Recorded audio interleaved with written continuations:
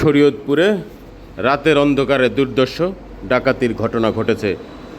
শরীয়তপুর জেলা শহরের পালং বাজারে আনসার ব্রাকের পাশে মজিদ জরিনা ফাউন্ডেশন মার্কেট ভবনে ব্রিটিশ টোবাকো কোম্পানির এজেন্ট পয়েন্টে এই ডাকাতির ঘটনা ঘটে।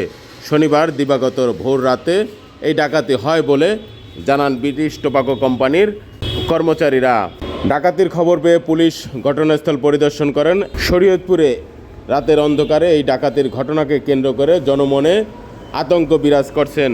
ব্রিটিশ টোবাকো কোম্পানির এজেন্ট পয়েন্টের কর্মচারীরা জানান, রাতের অন্ধকারে ডাকাতরা এসে জানালার গ্রিল কেটে ভবনের ভিতরে প্রবেশ করেন।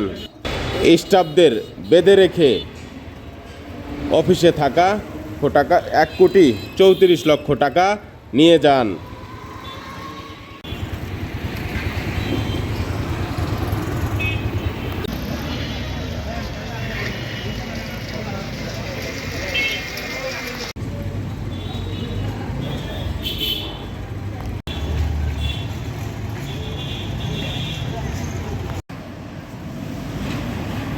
আমরা cigarette company British tobacco office, আমাদের মজিদ জরিনা ফাউন্ডেশন আমাদের অফিস।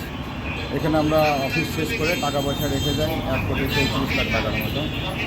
তো সেখান থেকে ডাকাত দল রাত 2টা থেকে 4টা, 4:30টার মধ্যে যে কোনো টাইমে ঢুকে আমাদের অফিস বয় ছিল 3 জন, তাদেরকে হাত পা বেঁধে রেখে তারপরে তারা লকার ভেঙে টাকা চুরি করে।